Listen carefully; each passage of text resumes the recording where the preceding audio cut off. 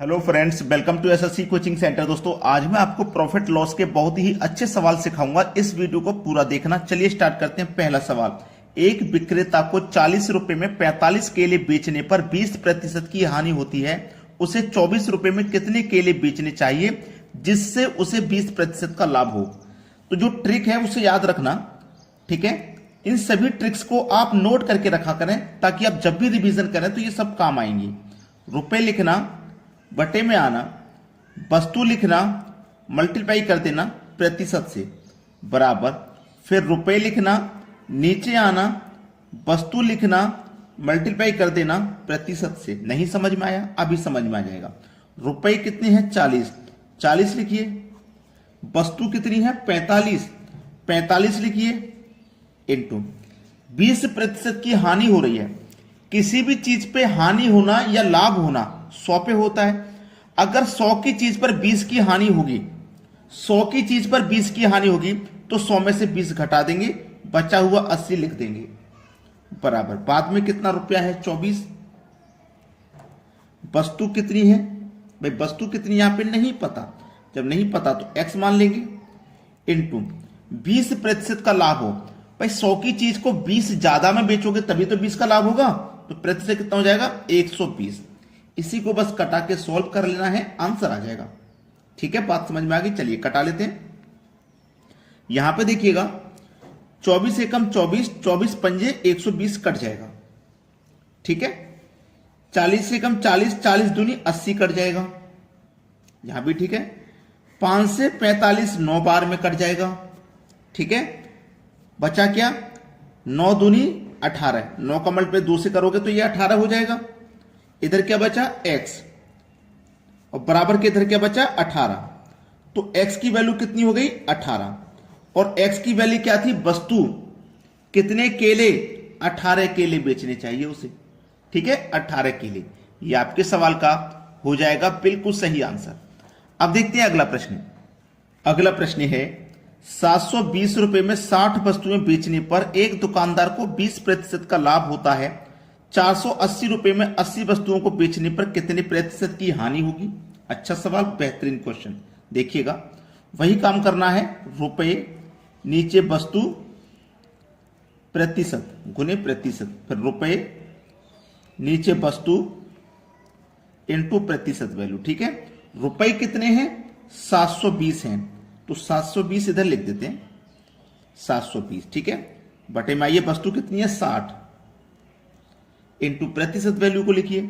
20% का लाभ, तो 100 में 20 जोड़ के लिख दो, 120 बराबर। बाद में रुपए हैं 480, बटे में वस्तु कितनी है? 80 इंटू प्रतिशत वैल्यू। कितने पर बेचने पर कितने प्रतिशत की हानि होगी हमें नहीं पता। तो जो भी हानि होगी तो वो 100 में से कम बेचेंगे, उतनी की तो हानि होगी। तो हमें ये नहीं पता 100 से हम कितना कम बेच रहे हैं, तो हम मान लेते हैं x कम बेच रहे हैं। 100 में से कम कर रहे हैं, x कम बेच रहे हैं। ठीक है, इतना मान लीजिए बस। अब इसको काट के छोटा करते हैं। चलिए, 0 से गया 0, 12 छिंग 72। ठीक है, चलिए 0 से कट गया एक और 0, ये 8 छिंग 48। ठीक है, चलिए अब यहां पे 6 से बराबर में 6 कट जाएगा। इधर क्या बचा? 60 बराबर के इधर क्या बचा? 100 माइनस x, यही तो बचा। अब देखिएगा, ये माइनस का x इधर आएगा बराबर के, तो प्लस का x हो जाएगा। ठीक है, इधर तो 100 है, 100 को इधर लेके नहीं आए, केवल x को लेकर आए। हमको वैल्यू भी x की बतानी है। 100 इधर ही रहा। अब इस 60 को इधर लेके जाओ तो ये माइनस का 60 हो जाएगा। ठीक है, तो x का मान कितना आ गया? 100 में से 60 गया 40। x का मान कितना आ गया? 40। तो हम कितने प्रतिशत की हानि होगी? 40% की हानि होगी। यह हमारे सवाल का सही जवाब हो जाएगा। अब देखेंगे अगला सवाल। अगला प्रश्न, 150 रुपए में 30 वस्तुओं को बेचने पर एक दुकानदार को 25% की हानि होती है। ऐसे ही 30 वस्तुओं को 20% लाभ कमाने के लिए कितने का बेचें? अच्छा सवाल है। रुपए वस्तु गुने प्रतिशत बराबर रुपए वस्तु गुने प्रतिशत। रुपए कितने हैं? 150, 150 लिखिए। वस्तु कितनी है? 30, ठीक है, इनटू प्रतिशत वैल्यू कितनी है भैया 25% की हानि, तो 100 में से 25 को माइनस कर दो 75 बचेगा, बराबर बाद में कितने रुपए हैं नहीं पता, कितने का बेचे नहीं पता ना, तो एक्स का मान लेते हैं। वस्तु कितनी है 30, ठीक है, और प्रतिशत वैल्यू कितनी है 20 का लाभ हुई मतलब 120। चलिए इसी को कटा के छोटा करना है, 75 से 150 कट जाएगा 2 बार में, ठीक है। यहां पे देखो 30 से 30 कट जाएगा, कट गया ना 30 से 30। अब बचा क्या, 120 का गुना 2 से होगा तो 240 होगा, और इधर क्या बचा x, तो x का मान कितना आ जाएगा 240। कितने का बेचें 240 का बेचना होगा, यह हमारे सवाल का है सही जवाब। अब देखते हैं अगला प्रश्न। अगला सवाल, यदि एक आदमी अपना ठेला 720 रुपए में बेचे तो उसे 25% की हानि होगी, 25% का लाभ के लिए विक्रय मूल्य क्या होगा। बेहतरीन क्वेश्चन। कितने रुपए हैं 720, 720 लिखिए। अब मैं बार बार रुपए वस्तु नीचे नहीं लिखवा रहा, सीधे रुपए आपको पता है ऊपर आते हैं तो रुपए आपने लिख लिया। वस्तु कितनी है, एक ठेला है, एक लिखिए। 25% की हानि, तो 100 में से 25 माइनस कर दो 75 आ जाएगा। बाद में बोले विक्रय मूल्य, नहीं पता दूसरा मूल्य क्या है तो उसे एक्स मान लेंगे, ठीक है, और वही एक ठेला है, ठीक है। क्या करना है 25 का लाभ, तो 100 में 25 जोड़ दो 125 हो गया। क्लियर है ना, 1 से 1 कट जाएगा बराबर में, ठीक है। 25 दिया 75, 25 पंजे 125 कट गया, ठीक है। 3 से कटाऊं इसको, 3 दूनी 6, 1 बचेगा 12, 3 चौके 12, 1 ही 0, 240 बार में कट गया। अब इस 5 का गुना होगा 240 से, ठीक है। तो 5 का 0 में करो तो 0, 5 चौको 20 का 1 और 0 हासिल लगे 2, 5 दूनी का 10 हासिल के 2 12, और इधर क्या आया x, तो x का मान हमारा कितना निकल के आ गया 1200। ये इस सवाल का हो जाएगा बिल्कुल सही आंसर। विक्रय मूल्य क्या होगा 1200 होगा। अब देखेंगे अगला सवाल। अगला प्रश्न, दी गई श्रृंखला में अगली संख्या क्या होगी। ये सीरीज आपको दी गई है, यहां पे कौन सी संख्या आएगी ये बताना है। बढ़ते हुए क्रम में सीरीज है, देखो 8 से 9 हो गए, तो 1 से 9 हो गए, तो इसमें हमने क्या किया है 8 जोड़ा है, 1 में 8 जोड़ेंगे 9 हो जाएगा।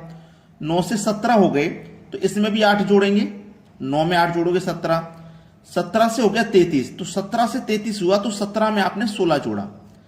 33 से 49 हुआ, तो 33 में भी आपने 16 जोड़ा। अब 49 से हो गया 73, तो 49 से 73 हुआ, तो इसमें कितना जोड़ा 50 में 50 से 73 हुआ 23, और एक इधर 24। तो देखो 2 बार 8 आया, 2 बार 16 आया, तो 2 बार 24 भी तो आना चाहिए। तो 73 में आप जोड़ दीजिए 24, कितना हो जाएगा 97 हो जाएगा 97, और 97 दिया गया है डी ऑप्शन में, यह सवाल का हो जाएगा बिल्कुल सही जवाब। अब देखेंगे अगला प्रश्न। अगला प्रश्न है, रवि पूर्व दिशा में चल रहा है, 1 किलोमीटर की दूरी तय करने के बाद वह 45 डिग्री बाएं मुड़ता है और फिर 90 डिग्री बाएं मुड़ता है, उस समय वह किस दिशा में है। बड़ा ही अच्छा सवाल। देखो आपको अगर दिशाओं का ज्ञान नहीं है तो इस वीडियो को आप जरूर देखें, आपको ना कभी भी दिशाओं में गलती नहीं होगी। 4 दिशाएं होती हैं, 4 से फिर 8 हो जाती हैं, है ना। अब आपको ना याद रखना है पूर्व याद रखना है कि पूर्व हम कहां लिखें। पूर्व आप चाहे यहां लिख लो, चाहे यहां लिख लो, चाहे यहां किसी भी कोने पे लिख लो, कहीं भी लिख लो, कभी गलती नहीं होगी। आपने मान लिया पूर्व यहां लिख लिया, तो एक बात याद रखना कि जहां भी हम पूर्व लिखें, पूर्व के लेफ्ट में उत्तर आता है। पूर्व के लेफ्ट में, अगर मैंने पूर्व यहां लिखा है तो लेफ्ट में उत्तर यहां आएगा। अगर मैं पूर्व को यहां लिखूंगा तो उसके लेफ्ट में उत्तर यहां आएगा। अगर मैं पूर्व को यहां लिखूंगा तो उसके लेफ्ट में उत्तर यहां आएगा। अगर पूर्व को यहां लिखूंगा तो उसके लेफ्ट में उत्तर यहां आएगा। ये बात समझ में आ गई। पूर्व यहां तो उसके लेफ्ट में उत्तर यहां आ जाएगा। अब पूर्व पश्चिम, उत्तर दक्षिण, ये क्लियर हुआ। चलिए अब उसने बोला है रवि जो है वो पूर्व दिशा में चल रहा है। रवि मान लीजिए इस पॉइंट से पूर्व दिशा में चल रहा है और 1 किलोमीटर चलने के बाद में वो 45 डिग्री बाएं मुड़ता है। 45 डिग्री, तो देखो ये तो पूरा 90 डिग्री है और 45 मुड़ेगा तो बीच में आ जाएगा यहां, है ना, यहां आ जाएगा। ये पूरा 90 का है, उसका आधा मुड़ा है तो यहां आ गया। फिर वो बाएं मुड़ता है 90 डिग्री। अब देखो यहां से यहां तक 45, फिर यहां से यहां तक 45, तो यहां आ जाएगा, यहां से डायरेक्ट वो मुड़ेगा बाएं में 90, तो यहां जाएगा, ये 90 है, तो ये इस दिशा में है उसका मुंह। अब ये वाली दिशा कौन सी है? उत्तर पश्चिम। उत्तर पश्चिम है, पहला ऑप्शन हो जाएगा सवाल का बिल्कुल सही जवाब। प्रश्न सभी को समझ में आ गया? सभी बच्चे वीडियो को लाइक करें और शेयर करें। ठीक है दोस्तों, धन्यवाद।